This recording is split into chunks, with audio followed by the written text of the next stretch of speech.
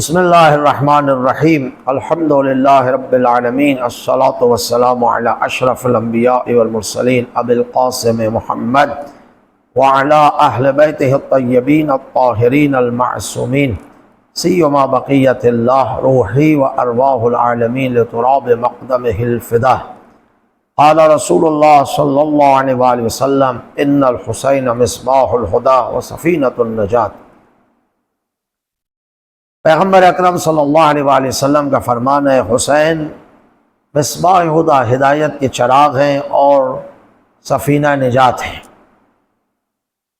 عزیزان محترم، اس سال ماہ محرم الحرام کی آمد ہے اور اس سال پروردگار عالم انشاءاللہ ہمیں توفیق دے گا کہ ہم عزائے حسینی علیہ السلام اخلاص کے ساتھ، عشق کے ساتھ، محبت امام حسین علیہ السلام کے ساتھ، اور جس طرح اہل بیت علیہ السلام چاہتے ہیں اس طرح ہم سب عزاداری کریں۔ میرا جوان، میرا بچہ، میری ماں، میری بہن، بزرگ اس سال اس طرح عزاداری اہل بیت امام حسین کریں، اس طرح فرش عزا پر جائیں کہ امام زمان علیہ السلام ہمارے شانے پہ ہاتھ رکھ کے کہیں آج میں تیری اس عزاداری سے راضی ہوں۔ وہ کب ہوگا؟ جب اخلاص ہوگا۔ وہ کب ہوگا؟ جب فقط زہرائے اطہر کی خوشنودی کے لیے، امام زمانہ کو خوش کرنے کے لیے ہم عزاداری کریں گے۔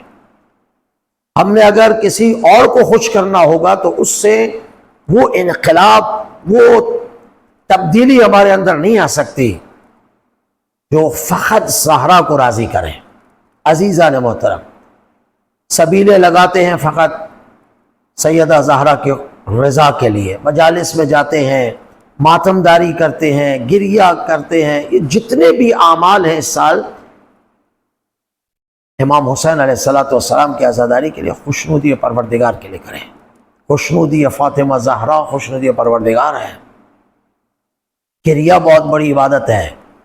خدا نے ہمیں الحمدللہ زندہ رکھا کہ اس سال بھی امام حسین اور ان کے آوان و انصار پر کی مصیبت پہ گریہ کریں، اس گریہ کی عظمت کو سمجھیں، مجالس میں تشریف لے کے جائیں، باوضو جائیں،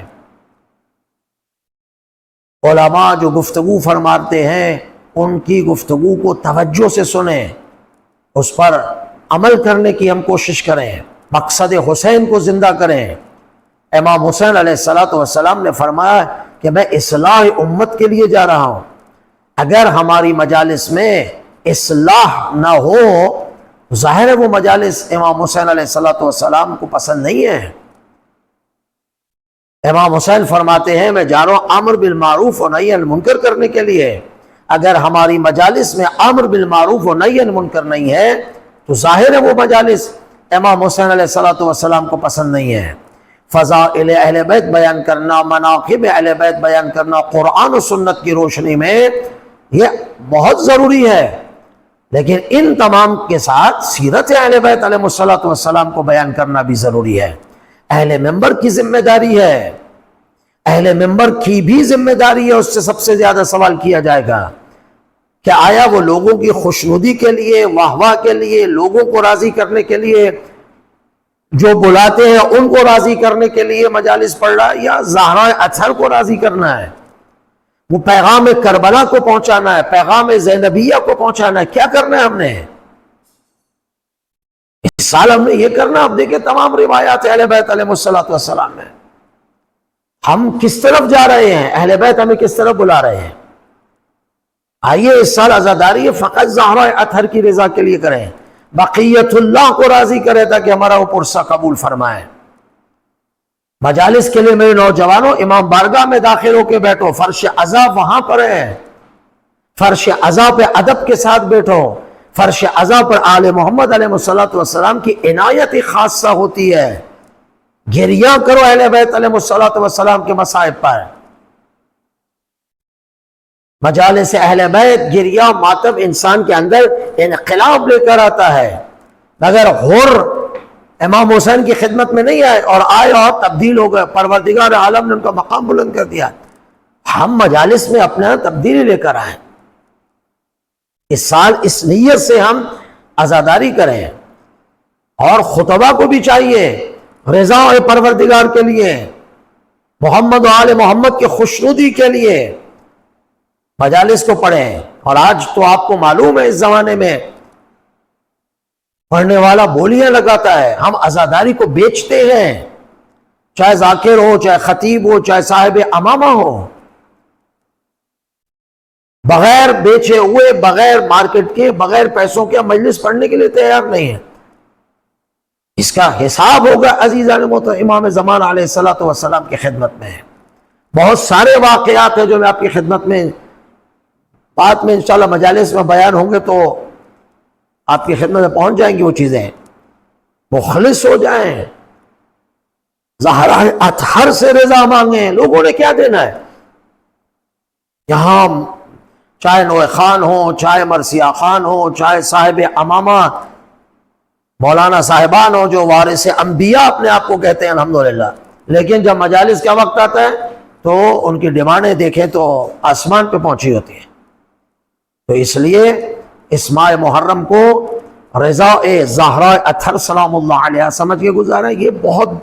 یہ زمانہ ایسا عزیزان محترم، اس میں آپ دیکھیں دنیا میں کیا کیا ہو رہا ہے، دشمن کیا کر رہا ہے۔ چونکہ کربلا دشمن یزید کے خلاف اعلان جنگ تھا، تو آج کے یزید کون ہیں؟ یہی آپ کے سامنے امریکہ، اسرائیل اور دشمنان اہل بیت، ان یزیدوں کو بالآخر اجاگر کرنا ہے۔ محمد و آل محمد علیہ السلام کے ماننے والوں جو انقلاب اسلامی ایران ہے جس طریقے سے ولایت کو آگے بڑھا رہے ہیں اور دشمن کا مقابلہ کر رہا ہے، اسے بھی نوجوانوں کے ذہنوں میں ڈالنا ہے۔ یہ انقلاب حسینی کا تسلسل ہے جو امام زمانہ علیہ السلام کے انقلاب سے انشاءاللہ متصل ہوگا۔ تو امید ہے پروردگار عالم ہمیں اس ماہ محرم میں بہترین عزاداری کی، رضا فاطمہ سلام اللہ علیہ حاصل کرنے کی، دنیا کے رضا سے، لوگوں کی رضا سے، لوگوں کی خوشنودی سے ہٹ جائیں، فقط ماں فاطمہ الزہرا سلام اللہ علیہ کے رضا حاصل کرنے کے لیے انشاءاللہ قدم بڑھائیں۔ اور میری ماؤں بہنوں، حجاب اسلامی کا خیال رکھیں، پردے کا خیال رکھیں۔ مجالس میں بے پردہ جائیں گی فاطمہ ناراض ہوگی، زینب کبریٰ ناراض ہوگی۔